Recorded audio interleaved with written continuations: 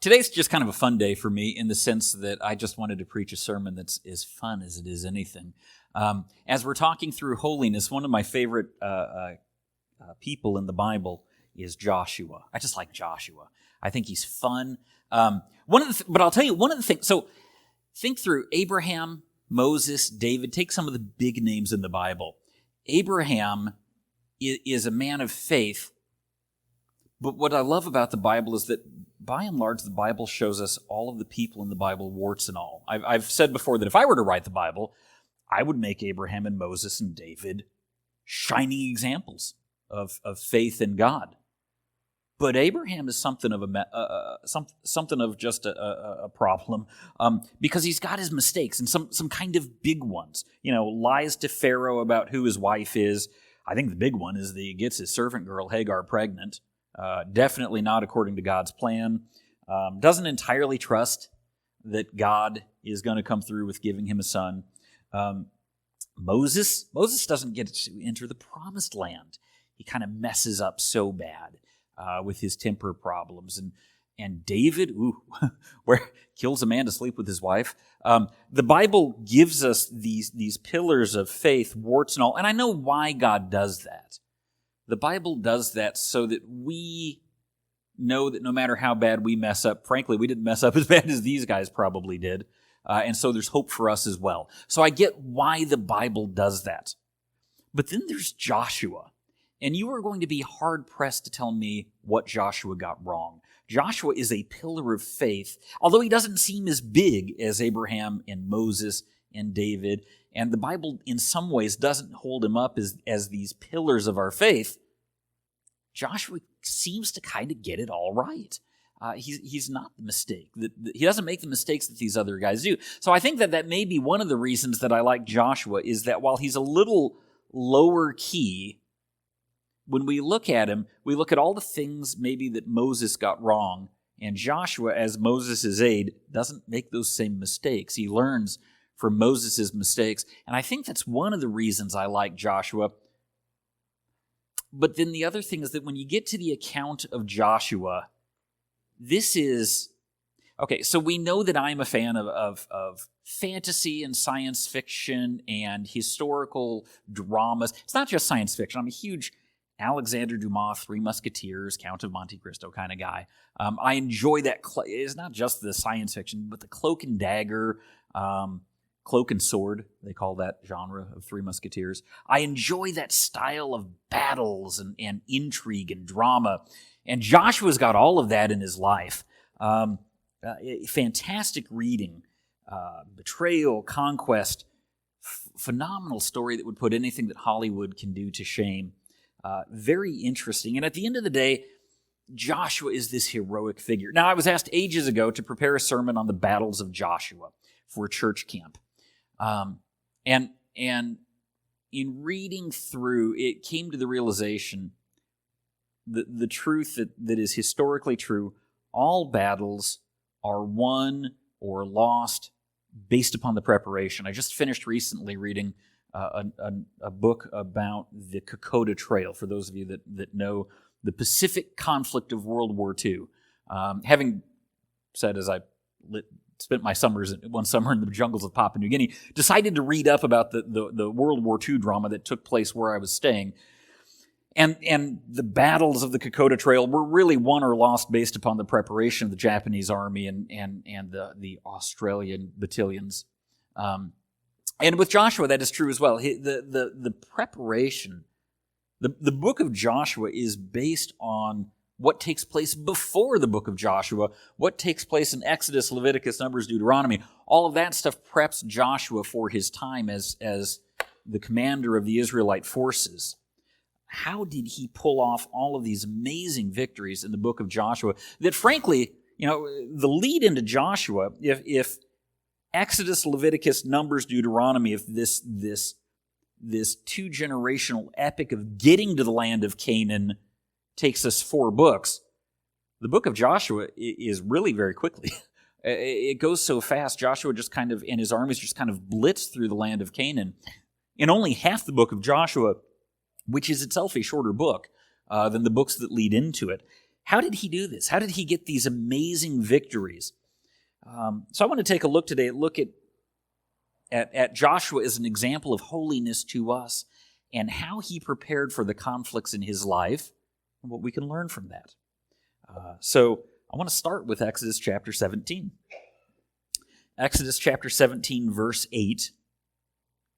This is the first time that we read about Joshua, his first appearance. The Amalekites came and attacked the Israelites at Rephidim. Moses said to Joshua, here's where he comes out of nowhere, choose some of our men and go out to fight the Amalekites. Tomorrow I will stand on top of the hill with the staff of God in my hands. So Joshua fought the Amalekites as Moses had ordered. And Moses, Aaron, and Hur went to the top of the hill. As long as Moses held up his hands, the Israelites were winning. But whenever he lowered his hands, the Amalekites were winning. When Moses' hands grew tired, they took a stone and put it under him, and he sat on it. Aaron and Hur held his hands up, one on one side and one on the other, so that his hands remained steady till sunset. And so Joshua overcame the Amalekite army with the sword. And then the Lord said to Moses, write this on a scroll as something to be remembered, and make sure that Joshua hears it, because I will completely blot out the memory of Amalek from under heaven. Moses built an altar and called it, The Lord is my banner. He said, for hands were lifted up to the throne of the Lord will be at war against the Amalekites from generation to generation. So this is where we begin with the story of Joshua, the history of Joshua. The Amalekites were causing problems, and for whatever reason, God says to Moses, get Joshua to deal with it. Presumably at this point, Joshua was something of an experienced warrior, we would assume. He's got some command ability. It would be unusual to just pick some random kid out of nowhere. We don't know what Joshua's history. There's no complaining on his part. He just out of the blue deal with this. That shows an availability to Joshua that I think that we should listen. When presented with something from God, whether or not we have previous experience, whether or not this comes out of nowhere, are we willing to go the distance for God in a pinch? Serve him out of the blue, whether or not there's experience. Here's the fun part for me. That this battle is miraculous from the get-go. I'm not sure that I would call it flashy. Holding hands up in the air is the only miracle going on, but there's no question that it's clearly miraculous, and it's not based on Joshua's skill. So think about it from Joshua's standpoint. Your experience may not matter. Your ability to lead the troops isn't what's going to win the day. It's whether or not Moses can keep his hands in the air. Your battle strategies, you're not going to be, and specifically God says, make sure when the battle's over, Joshua knows why this battle was won. Because you kept your hands in the air. Not because of his tactics, his victory, his skill in leading the troops. Make sure that Joshua knows that he's not the one that was essential to this battle. But that doesn't seem to be a problem for Joshua. It's not about Joshua. And one of the things I think that amazes me about Joshua is his humility. God wants to make sure that Joshua knows that it wasn't about Joshua. And I don't see that there's any problem in Joshua's life from here or from this point on that Joshua looks back with resentment. Any monkey could have won that battle. I don't know that that's true. It needed to be someone who was faithful to God and available to God and not in it for his own recognition. Are we willing to serve God when we don't get the credit? I don't... Too many times people want to do things and then get the credit for it. And it's human nature. But in the kingdom of heaven, in God's kingdom, in the church, it's not about who gets the credit. It's about the job getting done. If things get done around the church that need to be done, it's not about who gets the credit, is it? It's about making sure that we're doing what God needs done. It's not about Joshua. It wasn't about Moses.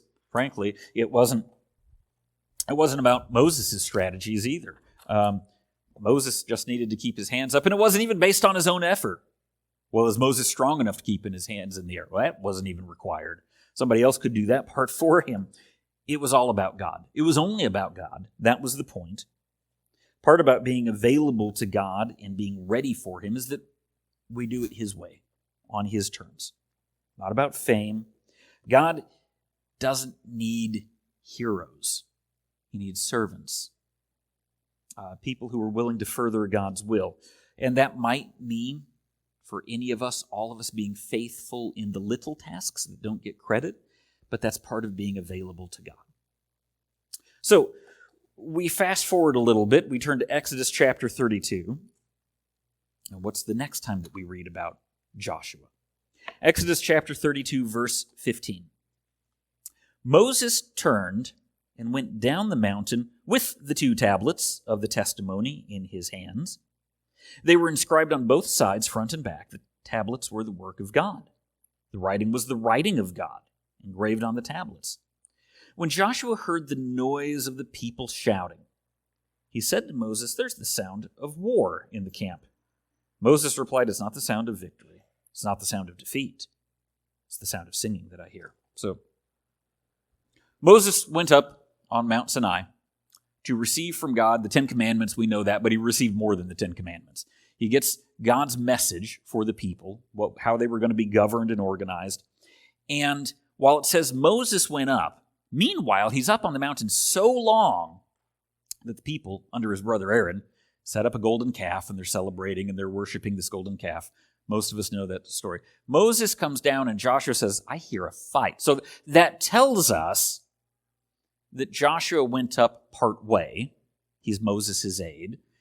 Went up part way up the mountain. Moses went the rest of the way, talked with God. On the way back, Moses catches up with Joshua, and Joshua says, "I hear fighting in the camp." And Moses says, "That's not fighting." So we know that Joshua was close to Moses, that he was his aide. We read that phrase again in the book of Joshua. Joshua was divorced from the camp at this time. Moses went up and had this long conversation with God, and Joshua stayed halfway up the mountain, apparently, from what we can tell. And it doesn't surprise me, knowing that Joshua is the battle leader of Israel. You know, that old statement, "To a hammer, everything looks like a nail." It doesn't surprise me that Joshua says, "I think I hear a fight." Moses knows what's really going on. Turn with me over just one page, at least in my Bible, it's one page. Exodus chapter 33, verse 7. Now Moses used to take a tent and pitch it outside the camp, some distance away, calling it the tent of meeting. Anyone inquiring of the Lord would go to the tent of meeting outside the camp.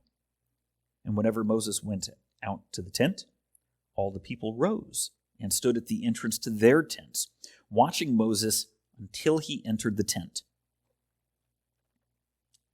I lost my place. As Moses went into the tent, the pillar of cloud would come down and stay at the entrance, while the Lord spoke with Moses. Whenever the people saw the pillar of cloud standing at the entrance to the tent, they all stood, and they worshipped each at the entrance to his tent. The Lord would speak to Moses face to face, as a man speaks with his friend. And then Moses would return to the camp, but his young aide Joshua, the son of Nun, did not leave the tent. So Moses had a place where God would talk to him, from what I can tell, face to face, or as close as you get to that. Moses, the pillar that they would follow, the pillar of cloud, would descend upon the tent. All Israel knew, all Israel would join in corporate worship. Moses would be in there talking to God. And then Moses would leave, and in an effort to keep the tent sacred, to keep just any old person from just wandering on in, Joshua stayed in the tent always. It was that important to keep God holy. Remember, holy means to be set apart. God is holy. And to insist upon that holiness, God is set apart, that not just anybody could walk into the tent of meeting. Joshua stayed in the tent all the time and guarded the tent. Was he in the tent? Would he leave the tent when the pillar would descend and Moses would talk with God face to face? I'm going to call it face to face. Would Joshua leave the tent and stand outside and then come back in when Moses was done? Or did Joshua stay in there? I don't know.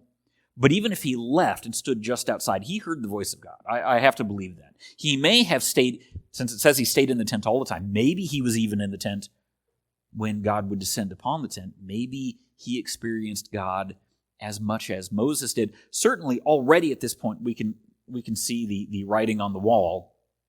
God was gearing up Joshua to be Moses' successor. So it wouldn't surprise me if everything that Moses experienced, Joshua would too, because that would be important for Joshua to know what God's instructions were. Joshua is zealous. And what does that word mean? Well, let's talk about that. He is excited to serve God. He's loyal to Moses, to the job that Moses is given, to God himself. He was there for Moses. He was there for God. Again, the people are down in the camp. Moses is up on the mountain for quite some time. Joshua's camped out on the side of the mountain all alone for all that time period. But he's okay with that because that's his job. That's his duty. He was brought there because he could be counted on. God then speaks to Moses, and it's a big experience. We read that when Moses would leave the tent that his face would shine, but then the shine would go away, and that was almost, it felt too much like God was departing their presence. And so Moses kept a veil over his face just so that people couldn't see the shine going away, because that was kind of a discouragement. Nobody wanted to see the shine of God going away from Moses. Joshua stays in the tent all the time because God was there. That place was holy, and that meant it was treated special and different, reverent. So think on this then, that this relationship that Joshua had with God was very different from what most of the Israelites would have had, from all the Israelites would have had, except for Moses himself. Why was Moses... talk about Moses too much, talk about Joshua, forgive me. Why was Joshua singled out for this task? We never read about him letting God down, letting Moses down. He is faithful to his task. He is, I'm going to say, zealous. He seems enthusiastic about it, loyal to it. And that's the question for us. Are we dependable and enthusiastic about serving God? Let's use that word zealous. It's a word we don't use anymore. It's a good word. Are we zealous for serving God? An employee that is enthusiastic about work but always late is not a good employee, right? It doesn't matter that they're excited. They can't be depended upon. Likewise, an employee that's always comes to work on time, but they're a killjoy. They're not fun to be around. They drag their feet. They don't get the job done well. They just barely get it done. Also not what I would call a good employee. A good employee is both dependable and enthusiastic.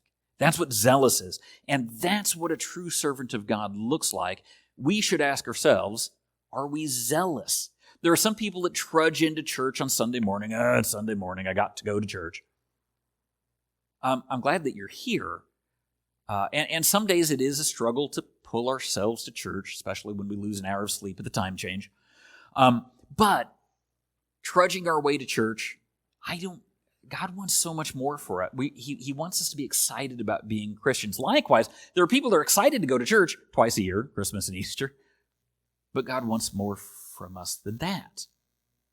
Are we faithful to Him, both in our ability to be relied upon, and are we enthusiastic about serving Him? Joshua sets us a good example for that. He is not just available, but he is zealous. Okay, so let's keep going. Let's skip forward. Numbers chapter 14.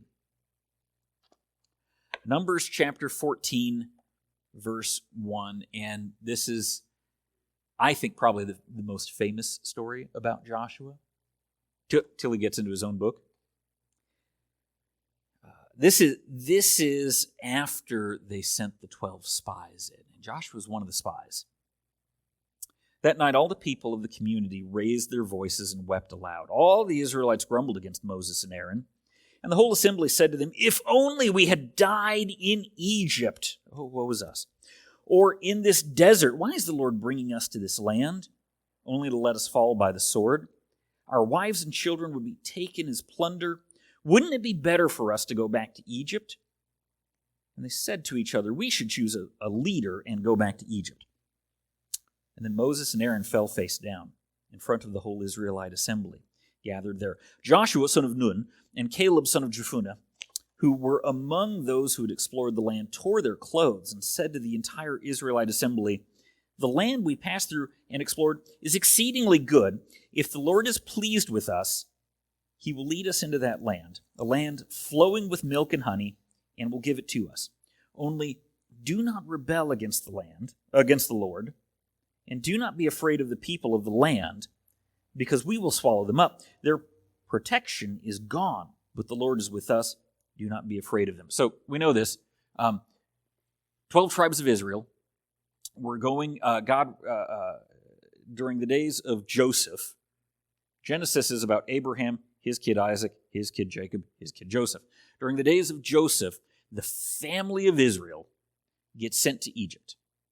And the family of Israel is in Egypt. We jump forward 400 years. Exodus opens. The family of Israel is the nation of Israel. And God has built them up into a nation. God says, I am now prepared under Moses' guidance to lead them out of Egypt into the land of Canaan. That's not a quick task. Due to Israel's unfaithfulness, it takes 4 books, 4 big books. Exodus, Leviticus, Numbers, Deuteronomy. That's the point. That's the point of those books. How do we get this nation of Israel, a nation without land, into the land of Canaan? And so, it takes 2 generations to pull this off.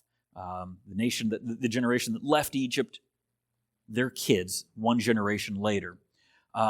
When they get near Canaan, there are 12 tribes of Israel. 1 spy from each tribe is chosen, go in, scout out the land. And this is where I think we get the narrative a little bit wrong, okay? The spies come back, and some of you grew up on the church camp song, 12 spies, 10 were bad, 2 were good. Did they sing that in West Virginia? Okay, grew up in Minneapolis, sang it in New York, sang it in Illinois, get to West Virginia, it's nice to hear that it's maybe nationwide. Good. It's a good song. I think where we get the narrative wrong, 10 spies come back, and the assumption has been these spies lied. These 10 spies say, oh my goodness, there's giants in the land, we can't take this.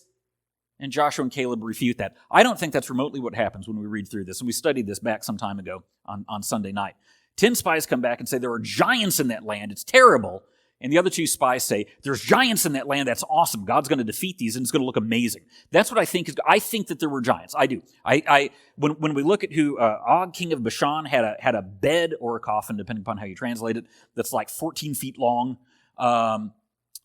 We read about the Zamzamites and the Horites and all these different tribes that are hanging out in what we would call the Gaza Strip today.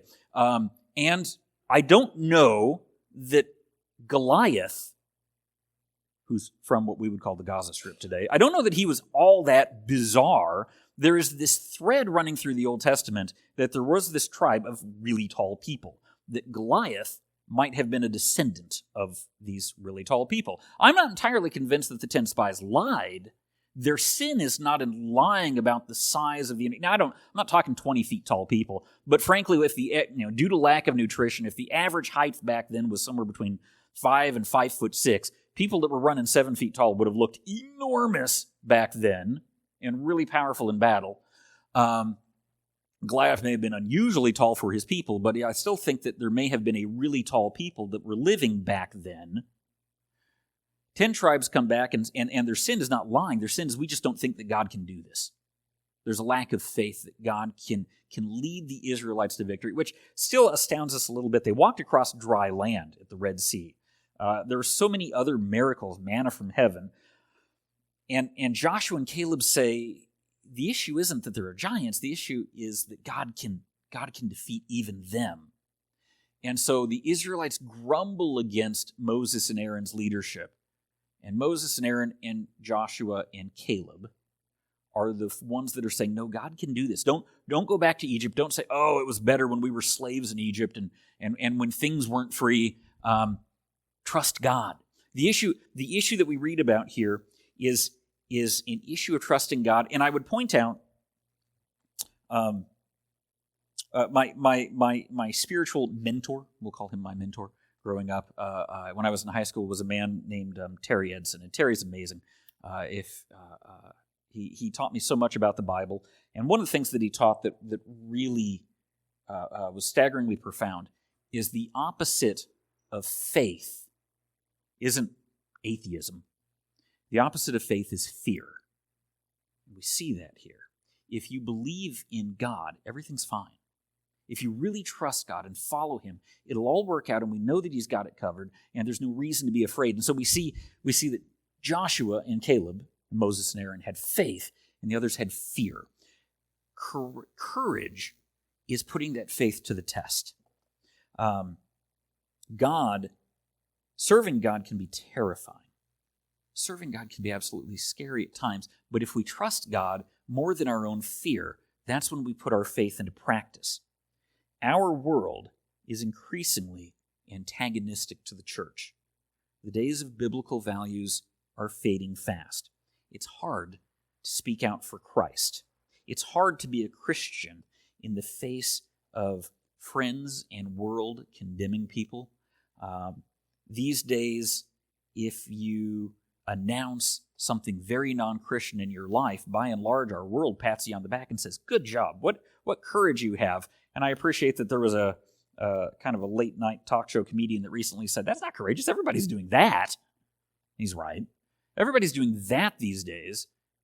What takes courage, he didn't say this, but my follow-up to that would be what takes courage is announcing that you're a Christian. Because if you're a Christian, there's no room for you in Hollywood. There's no room for you in almost anywhere. Increasingly, Christians are being marginalized and being pushed to the edge. Christians in Hollywood that go to church are being made fun of and persecuted for that. It is hard to be a Christian in the year 2021 in the United States. In the face of an entire nation that said, "Don't trust God," Joshua stood out and trusted God and spoke for him. He had guts. Do we? In the face of all who are opposed to God, do we have the courage that Joshua had? So it's no surprise that Joshua can be counted upon by God. And so we jump forward to Joshua chapter 1. Now we're in his own book. Moses has died in Joshua chapter 1, and Joshua is in charge. So what are God's first words to Joshua? Joshua chapter 1, verse 6. "Be strong and courageous, because you will lead these people to inherit the land I swore to their forefathers to give them. Be strong, very courageous. Be careful to obey all the law my servant Moses gave you. Do not turn from it to the right or to the left, that you may be successful wherever you go. Do not let this book of the law depart from your mouth. Meditate on it day and night, so that you may be careful to do everything written in it. And then you will be prosperous and successful. Have I not commanded you? Be strong and courageous. Do not be terrified. Do not be discouraged, for the Lord your God will be with you wherever you go." Joshua, be strong and courageous? Isn't he already that? Isn't he the example of strength and courage?